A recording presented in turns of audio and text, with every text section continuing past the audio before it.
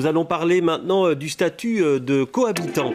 Pour la Ligue des familles, il faut le supprimer. C'est un statut qui existe depuis le début des années 80, qui a été créé pour des raisons budgétaires et qui entraîne une perte financière importante pour ceux qui en bénéficient. Vanessa Ivard, bonsoir. Bonsoir. Vous êtes la coordinatrice du service d'éducation permanente de la Ligue des familles.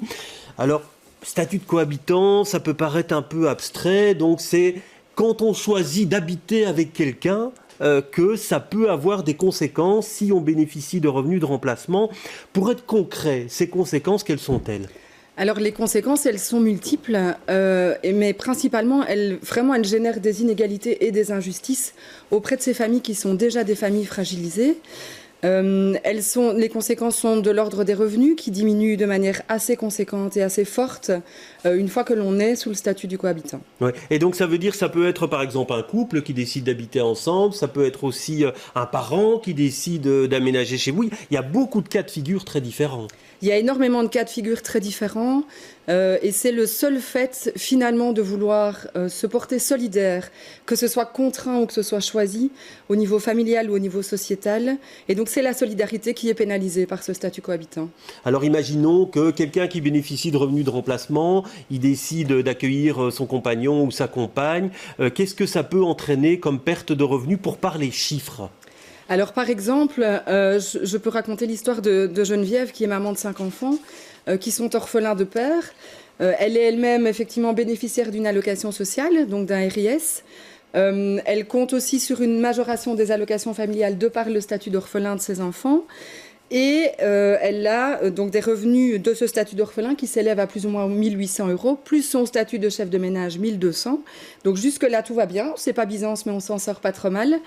Sauf que Geneviève, rencontrant quelqu'un et voulant effectivement s'installer avec ce nouvel amoureux, ne profitera plus de ce statut de chef de ménage, va retomber à un statut de cohabitant et donc à un revenu qui va s'élever à plus ou moins 600 €. De même manière, les enfants vont eux aussi perdre cet avantage au niveau de la majoration des allocations familiales. Et donc finalement, on va avoir des revenus qui vont s'élever à peu près à 1 400 € par mois. Donc ça fait une perte très très importante. C'est un cas exceptionnel, ça, une perte aussi importante Pas du tout. Les pertes vont effectivement de 1 000, 1 500 € jusqu'à... et on a on a des cas de figure très très différents. Il y a aussi des cas de figure où carrément le statut de cohabitant enlève au cohabitant le revenu complet. Donc la totalité du revenu d'allocation sociale est à ce moment-là supprimée. Alors là, on voit les images de la campagne que vous lancez, qui se veut humoristique. Vous lancez une pétition en ligne pour demander la suppression de ce statut de cohabitant. C'est pas la première fois. Le statut a été décidé au début des années 80, en période d'austérité. Pour des raisons budgétaires, la situation n'est pas beaucoup plus rose maintenant. Alors pourquoi relancer ce débat qui n'a jamais pu aboutir, quel que soit le gouvernement ?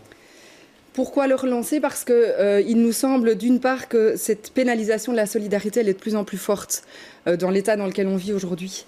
Et qu'il est vraiment temps aussi que chacun et qu'ensemble, on puisse s'y mettre pour finalement protéger ces citoyens les plus fragiles de notre société. Et puis nous, à la Ligue des familles, on a trouvé finalement que cette année-ci, agenda électoral, etc., tous les astres s'alignaient pas trop mal pour pouvoir relancer ce sujet. Alors on est très clair sur le fait qu'on n'est pas forcément les premiers attendus sur ce combat-là. On a des partenaires. Il y a déjà eu des engagements de certains partis à le supprimer. On n'y est pas arrivé. Non, tout à fait. Il y a déjà eu des engagements. Il y a déjà eu des combats de très longue haleine de certaines associations. On espère cette fois-ci pouvoir y aller ensemble. Donc on se met vraiment en Ligue des familles dans cette position de pouvoir être rassembleur du secteur associatif, de pouvoir porter ça et de pouvoir vraiment se faire accompagner par les citoyens et donc de montrer à quel point ça génère des inégalités. Et pour ceux qui vont dire mais on n'a pas plus les moyens qu'au début des années 80 parce que ça coûterait de l'argent effectivement de donner ces allocations pleines, on va dire ça comme ça. Alors effectivement, il y a un travail de budgétisation de la mesure qui doit être fait, qui va être fait par les experts de la question. Ce qu'on peut dire à ce jour, c'est que finalement les contrôles domiciliaires, les visites domiciliaires, entre autres des assistantes sociales du CPS, coûtent extrêmement cher aussi à l'État.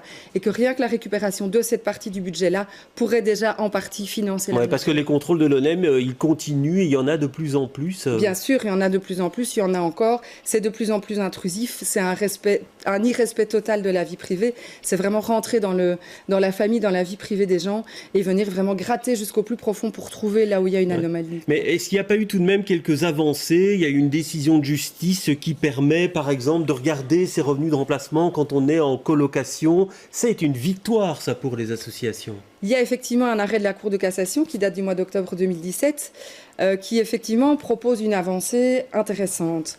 Maintenant, ça n'enlève pas le fait que par défaut, quand on s'inscrit à la commune sur une seule adresse avec une seule sonnette et une seule boîte aux lettres, on est au départ considéré comme cohabitant et donc comme faisant partie d'un seul ménage. On doit prouver qu'on ne l'est pas alors. Exactement. C'est aux colocataires à ce moment-là d'apporter la preuve qu'ils sont colocataires et non pas cohabitants. Et là, c'est très très contraignant aussi. Et puis la justice aussi a un coût qui n'est pas toujours abordable pour les gens qui sont déjà précarisés. Et donc là, vous lancez une pétition en ligne. Votre objectif, c'est quoi au niveau des signatures que vous souhaitez obtenir ? Alors on espère 20 000 signatures d'ici l'été 2019 pour pouvoir effectivement à la mise en place du nouveau gouvernement en septembre leur apporter des sacs entiers de cartes postales qui auraient été signées par les citoyens. Merci beaucoup en tout cas d'être passé sur notre plateau.